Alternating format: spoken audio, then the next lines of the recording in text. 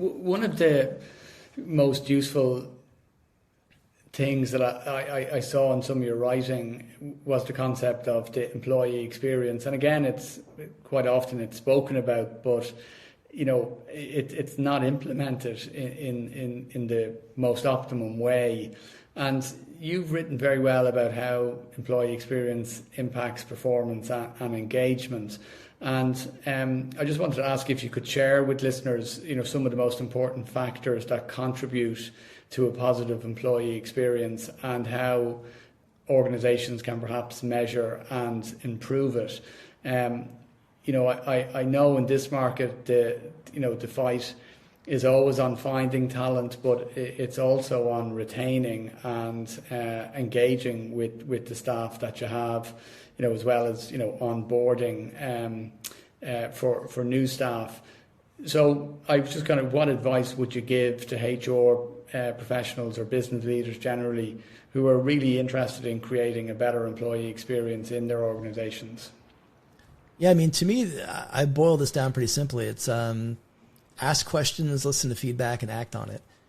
Right? I think that it's, we in HR, we can overcomplicate things at times, right? Or we can overanalyze things, and we can build an 18-month roadmap to do something that could be rolled out in a month.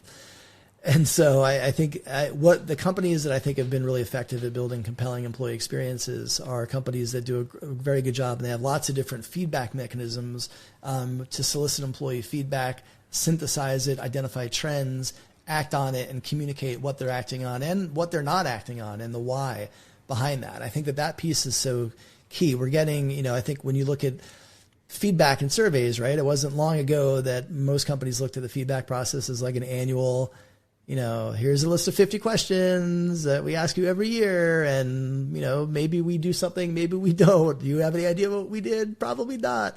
Right? That's an administrative task. Employees don't have any faith in that.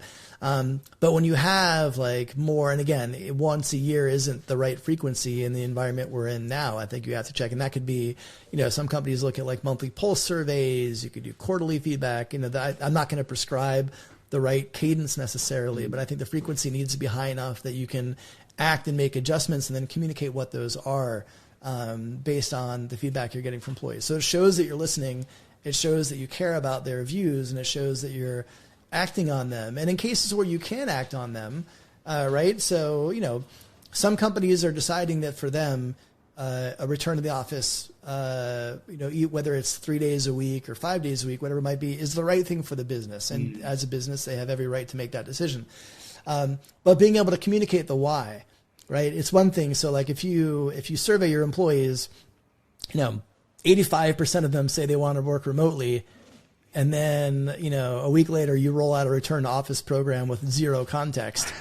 It's probably not going to be the best employee experience. I think you might get a little bit of understandable blowback there. But if you say, hey, we heard you, we do believe that being in the office is going to be best for the culture. Here are the reasons why. Maybe here's some accommodations we'll be able to make because we do understand that what percentage of you want to work. But having, being able to really communicate effectively, I think that's a hallmark of companies with great employee experience, is companies that are really effective communicators. Yeah. They can listen, they can act, and they can communicate.